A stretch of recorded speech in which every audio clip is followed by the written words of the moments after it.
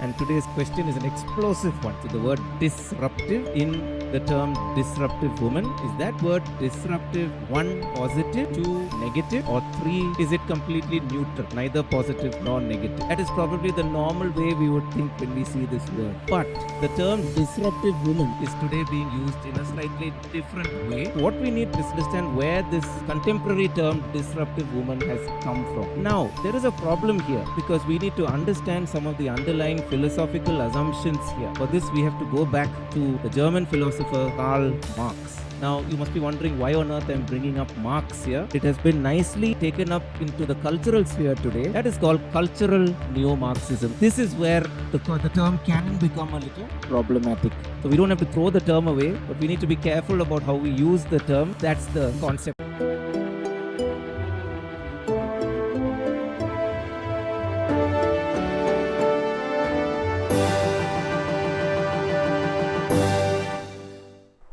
Hi, welcome to Soch with hSA, where philosophy, practical theology, pedagogy, and psychiatry meet. we are continuing our series on the advent of the woman hero. And we have 3 myths in this series: the myth of the supermom, the myth of the superwoman, and the myth of the disruptive woman. And this is part 1 of the myth of the disruptive woman, for which I'll hand over to Dr. Johan to explain who is this disruptive woman. All right. Thank you, Angie, and welcome all of you to this special episode. Now, as usual, we're going to be starting with a question. And after we answer the question, we're going to spend some time discussing that. And we will round off with a reflection at the end with some nice music. So, if you want the nice music, you've got to stay till the end. And that's a reward for those who stay till the end. So let's go for our question today. And today's question is an explosive one. I'm just waiting for it. Yeah. The word disruptive in disruptive woman is. So the word disruptive in the term disruptive woman, is that word disruptive 1 positive? So is the word disruptive a positive thing? 2 negative? So is the word disruptive a negative thing? Does it have a negative connotation? Or 3, is it completely neutral, neither positive nor negative? So think about that for a bit. And while you're thinking, I shall ask our friends over here to give their opinions. Go ahead. I'll go for option 2. It is very, very clear. Disruptive is negative. And how can that be a positive one or a neutral one? So I'll go for option 2, negative. You should not be always thinking negatively. Disruptive woman is a very positive moment. It has a positive meaning to it. It means you are disrupting and moving forward. You have to be positive in your outlook. It's used in a positive sense. No doubt about that. I really want to know. Dr. Johan, you have to explain this. All right. Thanks for your opinions there. As usual, these two can never agree. So let's just review what they are saying. And let's see if either of them, has any sense in what they're saying. Okay. So Praveen's point was that it is positive, right? He takes it in a positive way. Angie takes it in a negative way. All right. So let me first start with Angie's point. Now, Angie's got a very serious point when she says this, because the word disruptive in English, actually speaking, is a negative word. Anytime you see the word dis in front of a word, it's a negative. It's a negation of what comes after. Think of the word disappear, right? You have dis, which negates the appear. So you have disappear means something that is not appearing. And we see that in a lot of other things also. For example, disappoint and so many other words you can think of where the dis is a negation leading to an overall negative word. So actually speaking, disruptive is a negative word. We think of disruptive in terms of things that, that break continuity, or things that destroy things or bring things down or cause commotion. That's what you mean when the word disruptive is used. That is probably the normal way we would think when we see this word. But the term disruptive woman is today being used in a slightly different way. And now let me come to Praveen's option. So Praveen's option was, he said it's positive, right? Now, what on earth did he mean by that? What I think he means is what a lot of people mean today when they use this term disruptive woman. They mean it in a positive sense, in terms of a woman who is standing up against established hierarchies or established power structures which are oppressive, and standing up for innovation, standing up for new things, standing up for her rights and her position. And in that sense, although she's kind of disruptive, she's doing it in a positive way. I think that's what Praveen means. Is that right, Praveen?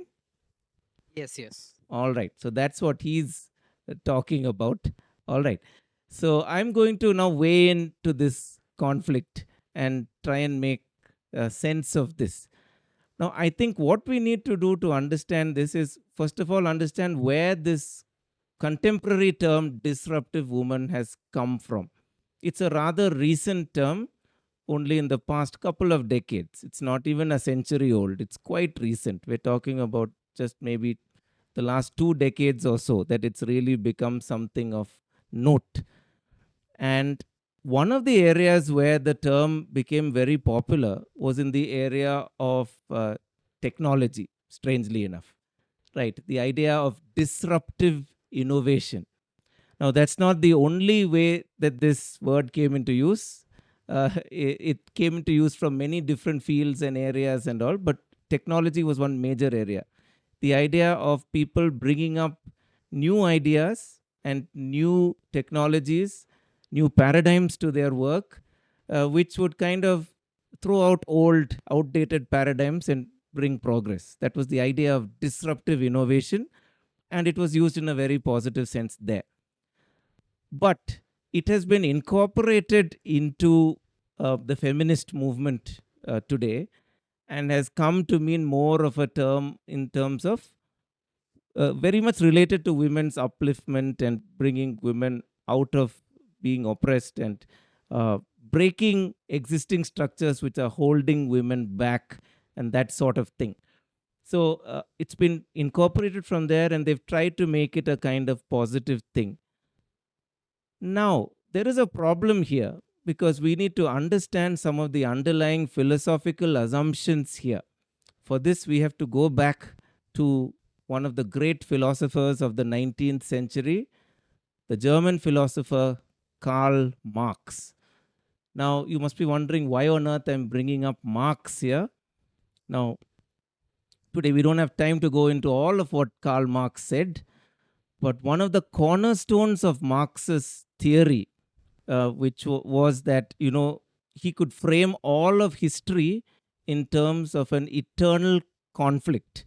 And he put the conflict as being essentially a class conflict, a power struggle between the classes. There was the oppressed lower class, or in his time, the working class, and there was the higher class of owners of production, and the owners, or the businessmen and those who owned the factory. So the powerful upper classes were oppressing the weaker, victimized lower classes. And he framed all of history in this way. At different points of time, there were different upper classes that were putting down or subduing the lower classes. His solution for this, as put up in books like the Communist Manifesto and Das Kapital and all these things, was essentially that the lower classes must rise up in violent revolution and overthrow the upper classes in order to bring about an ultimate good state where everyone is allegedly equal. So how do you solve this problem of oppression? You solve the problem by destroying the upper class or the upper structures, so that everything becomes so-called equalized, and then we would be having a very good world with no oppression and no problems. Now, as an economic theory, this was found to be very wanting, to say the least, and a lot of what history we have seen in the 20th century has shown the problems with this theory as an economic theory. Nobody much really subscribes to Marxism in its original form in terms of economics, but it has been nicely taken up into the cultural sphere today in many places, where this idea of framing society as a struggle between victims and oppressors has become quite a thing. That is called cultural neo Marxism, and it's all over the place. It's ubiquitous. You see it everywhere today, and it's something that we need to really sometimes guard ourselves from, because without realizing it, we might end up taking up some ideas from here without realizing it. That's one of the problems which has happened with the disruptive woman concept. Although it has a positive idea about it in terms of equality and in terms of bringing up women, it has this negative connotation of being strongly influenced by cultural neo Marxism, in the sense that it turns out to be about being against existing structures, and that all existing structures are problematic and need to be brought down in order to make women equal.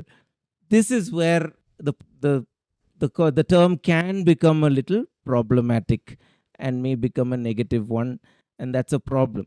So we don't have to throw the term away, but we need to be careful about how we use the term, and that the idea should not be just about destroying existing structures and destroying hierarchies of all kinds, but it should be about making everything a little bit more equal in terms of value and equal in terms of opportunity, and not about tearing things down and bringing things up at the expense of destroying good existing structures. So that's the concept that we're trying to deal with this question.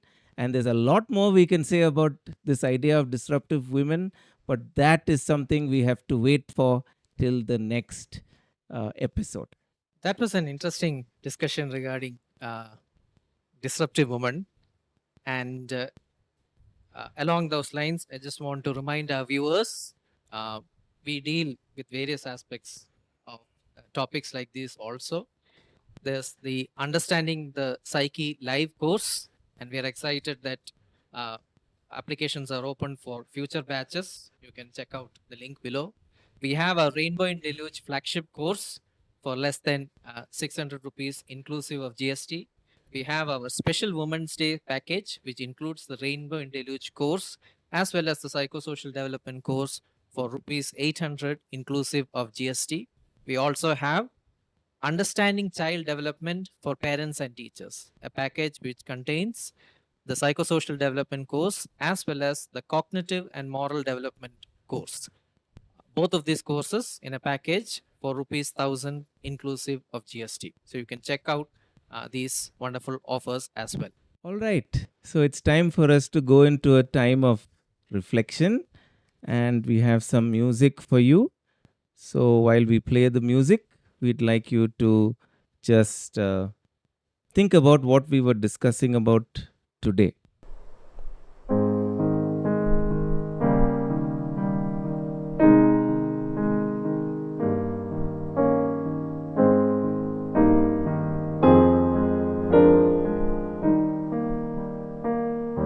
Think of the term disruptive. Is it a negative term or a positive one?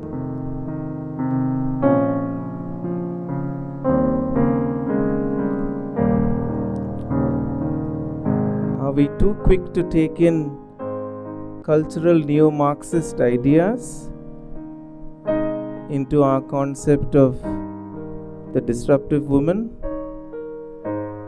Or are we going to make this a concept that could really be liberating in a good way?